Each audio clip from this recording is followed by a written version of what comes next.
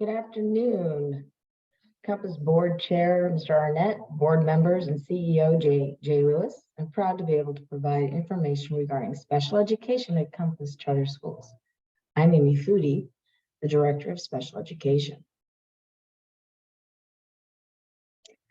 Our agenda for this presentation will review the mission, vision, and values of Compass Charters, and an overview of Compass's Special Education Department, and end with an opportunity for questions and answers. Compass's mission and vision are scholar-centered and inclusive. They're written here for your review. This slide visualizes Compass's Arctic values, very important part of what we do every day. This presentation will briefly cover some of basic information regarding special education and Compass's Special Education Department. I'll begin with an overview of special education, the IEP, and move to introducing the Compass team and end with information about the scholars served at Compass and some of the projects the department is working on. Special education came to be during the era of civil rights legislations. In 1975, PL 94-142 was approved by Gerald Ford, and it was the beginning of the federal oversight and funding contributions for special education in public schools, as well as ensuring the rights of scholars and parents. Congress at the time discussed that the federal government would eventually fund special education costs at 40%. Unfortunately, that has not happened, and the funding level today is between 9 and 10%. PL 94-142 became IDEA, the federal law we know of today. The last time the legislation was authorized and updated was 2004. There has been discussion of reauthorization over the past few years, but nothing has happened at the federal level at this time. We continue to implement IDEA 2004 and California's Title V of the Education Code. The biggest changes made over the past 20 years in the regulations has been the focus to ensure that scholars with special needs are educated with their non-disabled peers to the maximum extent appropriate. Here at Compass, we strive to have all our scholars included in all educational and non-educational activities. For a scholar to receive special education services, the scholar must first meet eligibility criteria in one of the 13 eligibility areas listed and show a need for special education services to access their education. It is possible for a scholar to have a disability and not require special education services under IDEA. These scholars would receive protection and supports through 504 Plan and the Americans with Disabilities Act. The process for identifying a scholar with special needs starts with a referral for assessment. All public schools are required to have a system to search and serve scholars with disabilities, also known as Child Find. A referral will be made by a parent through a verbal or written request, or through school staff through this SST process, or student study team. Once a parent has provided consent for the initial evaluation, Compass has 60 calendar days, excluding breaks over 5 days, to complete the assessment and hold an IEP to determine eligibility. Currently, Compass has 35 scholars in the process of initial evaluation. Once a scholar is identified as a scholar with special needs and eligible for special education services and supports, an individual education plan, or IEP, is written. The plan includes the parent, a general education teacher, administrative designee, special education teacher, any assessors or service providers working with the student, and when appropriate, the student. The parent may invite someone to the meeting who has knowledge of the scholar. IEP meetings are held annually once a scholar is found eligible for special education, or when requested by the parent or school to review progress and services. Meet the Compass Special Education team. Currently, Compass has 16 educational specialists or special ed teachers, and 1 position open to be filled. Scholars with special education needs and academics are assigned to our Compass educational specialists for virtual specialized academic instruction and case management. Having a team of educators on our Compass team ensures that Compass scholars and families receive services and supports that follow our RTIC values. Meet our administration team. I'm Amy Foodie, and I am proud to be part of the Compass family. Leslie Sharma and Lauren Jeffries are our 2 coordinators who have been servicing Compass for at least the past 3 years. They are both professionals, caring and knowledgeable, and a great asset to our teachers, scholars, and families at Compass.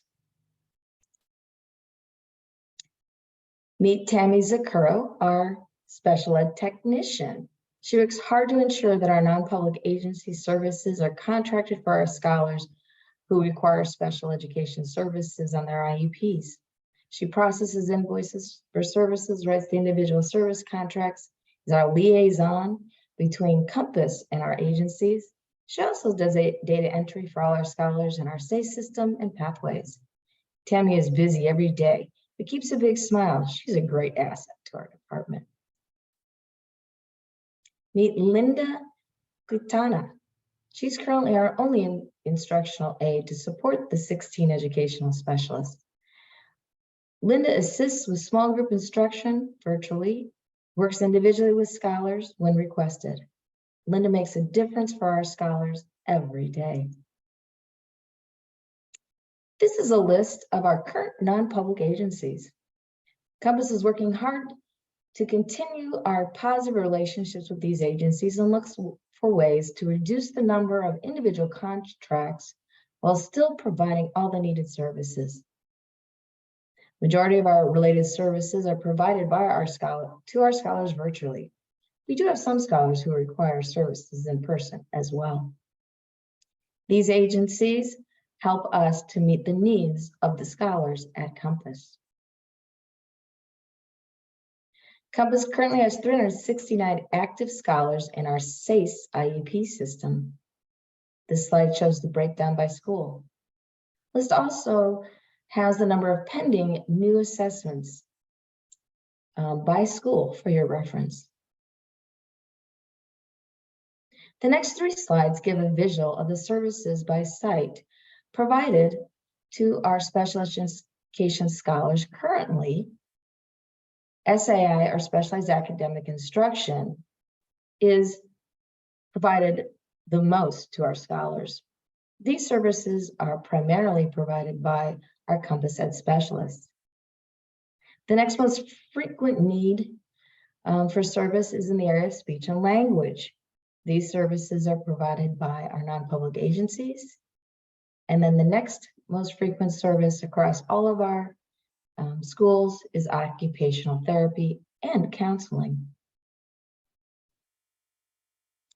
We have a much smaller number at each site who require adaptive physical education, physical therapy, behavior supports, and assistive technology.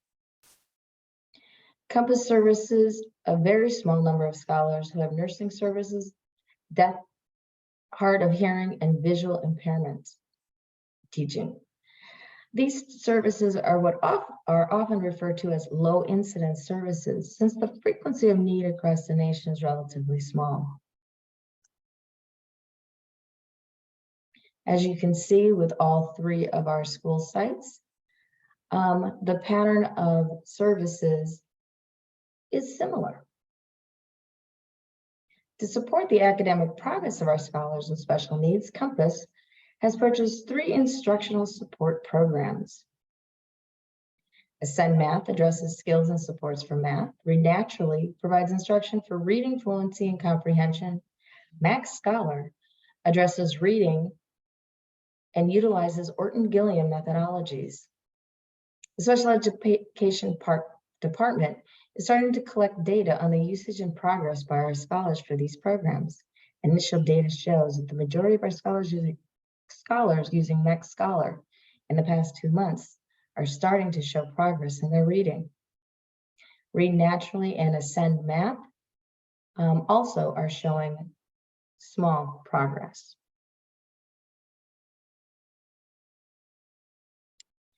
Compass Special Ed Department is continually working towards improvement for our scholars. Special Education Department is working on a few projects to ensure constant growth in our program for our scholars. We're looking at curriculum and materials for our scholars who need functional curriculum. Our moderate to severe task force is working on this. Special Education is developing a 3-year plan of improvement to address the budget, personnel, and most importantly, program design and service delivery. Compass is also working on the implementation by 2025 of the new alternative diploma that was announced by CDE this July. And finally, the Special Education Department is actively working to continue to improve collaboration with all departments to provide the best support for our scholars with special needs. If you have any questions regarding this little short presentation, please contact me. I'd be happy to answer any of your questions.